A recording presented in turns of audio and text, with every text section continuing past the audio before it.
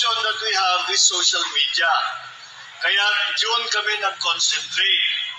Kaya nag-hire ako ng libo-libo na troll army. Bakit kailangan nilang ilihim yung kanilang mga kalagayan? Halimbawa, ako, ama ng isang pamilya. Nagkaroon ako ng karamdaman o sakit o anumang problema. Wala bang karapatan yung aking pamilya na malaman yung aking kalagayan? Simpleng bagay lang yan. Vince Dizon, nasa France daw. Merong ibang nakita. Ngayon na may mga lumalabas naman that she was spotted in Europe, no? I don't know whether in conference with Saldico or with Secretary Vince Dizon, who was reported yesterday to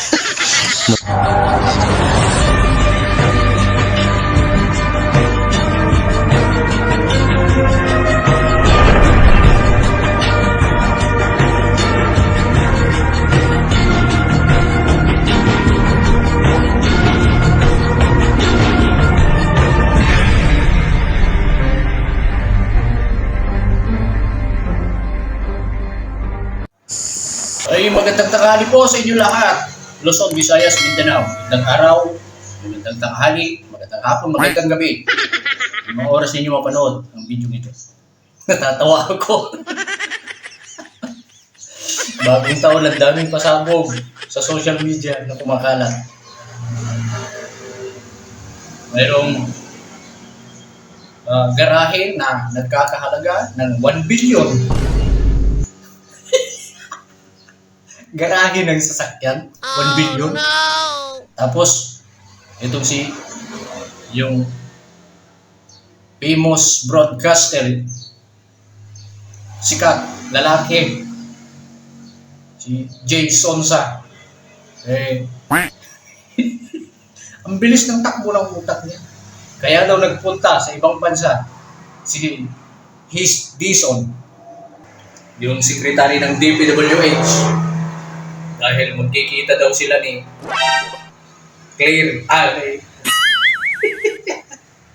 Catalina Cabral doon sa ibang bansa, sa Europa. Totoo nga ba yun? Kasi, naalala niyo siya ako? Lahat ng mga kongresista nagbigay-pugay na sa kanyang lamay, dinala sa kongreso. Congressman yon, yung namatay, si Akop. Si Catalina Cabral, isang sikat na trabahante sa gobyerno. Hindi basta-basta yun na kanyang pwesto. Maraming kakilala, maraming kaibigan ng mga politiko, sikat na mayayaman. Hindi man lang masilip yung kanyang kabaho, yung kanyang libing, yung kahit yung lamay man lang sana, wala. Tahimik lahat ng mga politiko patungkol sa kanya. Sa kanyang di umano. Pagkamatay, ano ba talaga, ang gulo eh. Tapos ito na naman ngayon. Halo-halo na ito eh.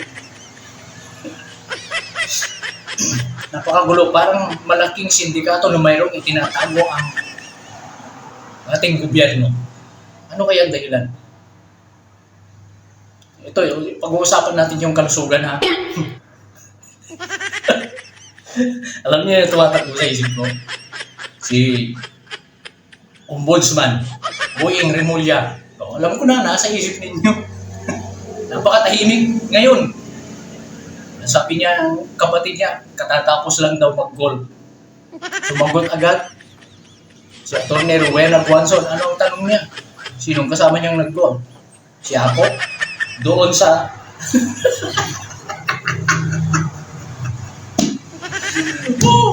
Ano ba yan? Ito, ipapanood ko yung... May napanood ako sa video tungkol kay Dizon, secretary ng DPWH. Undersecretary Cabral na hindi natin alam kung alin ang totoo, kung nahulog ba, inihulog ba, o nasa Europe na, at kaya nandoon din si Secretary Vince Dizon, no? So hindi natin alam kasi masalimuot itong kanilang ginawang drama. Itong ni Manong J talagang kailangan marinig ng ating mga kababayan at ang dahilan, posibleng dahilan ng pagpunta nitong si Sheikh Bin Station diyan sa France ba siya pumunta nung nakaraan, di ba?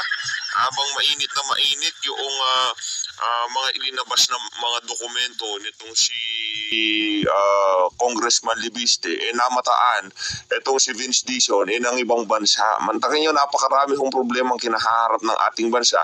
Itong si Vince Dizon, nasa France daw. Merong ibang nakita. Ngayon na may mga lumalabas naman that she was spotted in Europe, no? I don't know whether in conference with Saldico or with Secretary Vince Dizon, who was reported yesterday to be in Paris, France. Opo. Ba't kaya ililihim nila yung mga... Ewan ko kung totoo na pumanaw na, hindi natin alam kung ano talagang nangyari. Ang daming lumalabas sa social media na tinago siya, nagpunta sa ibang bansa. Pasensya na kayo, maingay yung background, nasa tabi ng... Hindi ito multo, kundi yawa. Yun.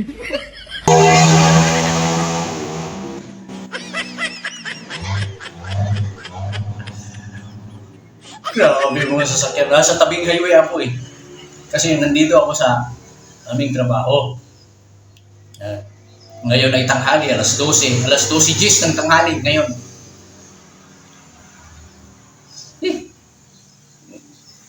Kayo na lang ang bahalang mag-analyze sa mga lumalabas sa mga social media patungkol sa mga nanunungkulan sa ating gobyerno. Bakit kailangan nilang ilihim yung kanilang mga kalagayan? Halimbawa, ako, ama ng isang pamilya. Nagkaroon ako ng karamdaman o sakit o anumang problema. Wala bang karapatan yung aking pamilya na malaman yung aking kalagayan? Simpleng bagay lang yan. Alam ko maunawaan ninyo yung ibig kong sabihin. Dapat sabihin nila yung kalagayan ng mga ganitong tao, kung nasaan si ganito, kung ano nang nangyayari. Bakit nasa pamahalaan sila? Kung wala na sila, sinong tatanungin ng taong bayan? Alangan namang puro social media na lang. Pasensya na po kayo, medyo halo-halo yung video ngayon. Dami eh. Talaga namang magulo na kasi hindi ko alam kung paano ipaliwanag lahat ito. Bilang mamamayan, siyempre may karapatan tayong magsalita, magtanong kung nasaan sila, ano ang nangyari kay ganito.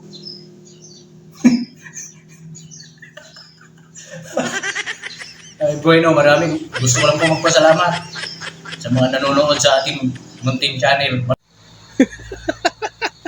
Ano ba talaga ang latest? Obligadong sabihin ninyo kasi mga official ng ating pamahalaan yan eh. May mga nagsasabi na masarap daw ang sinigang pang-agahan. Sinigang ang ulam, agahan? Ano ba yan?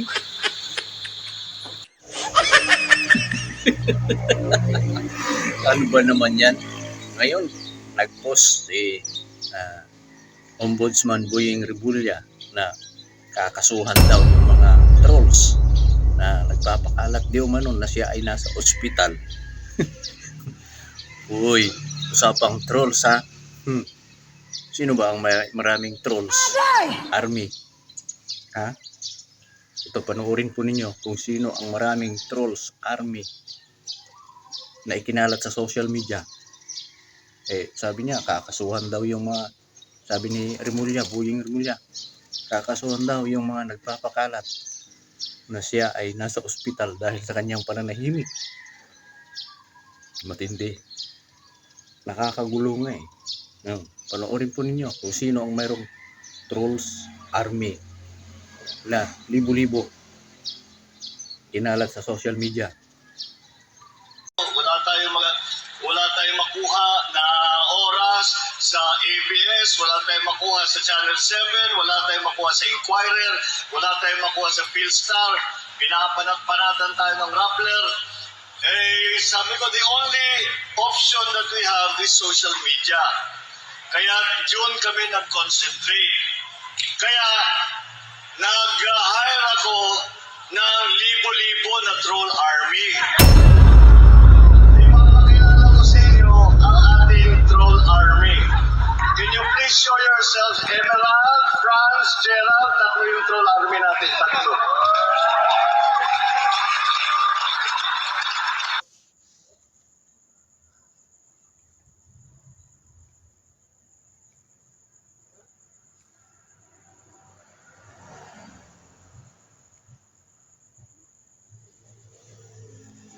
Para sa akin natutupad yung kasabihan na kung walang apoy, walang usok. Alam po ninyo yung ibig kong sabihin. Kung ano man yan, sisingaw at sisingaw pa rin yan. Kasi nakahalata ang mga netizens. Bakit? Dati kasi mahilig siya sa publicity na laging laman ng mga balita, conference. Tapos may nabasa pa ako na nag-text na lang daw siya sa isang TV network.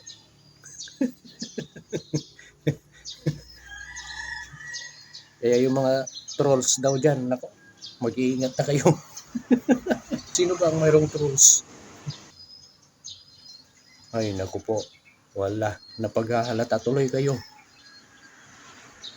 Huwag ninyong gawin yung ayaw ninyong mangyari. Huwag ninyong gawin sa iba yung ayaw ninyong mangyari sa inyo. Ganun lang yun.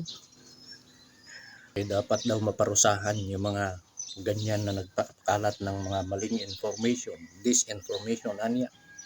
Yung tinawag nga niyang trolls army. Bakit? Nakakalungkot naman yung ganito na mga balita. Ayan, basahin po ninyo yung post niya. Ayun, maraming salamat po.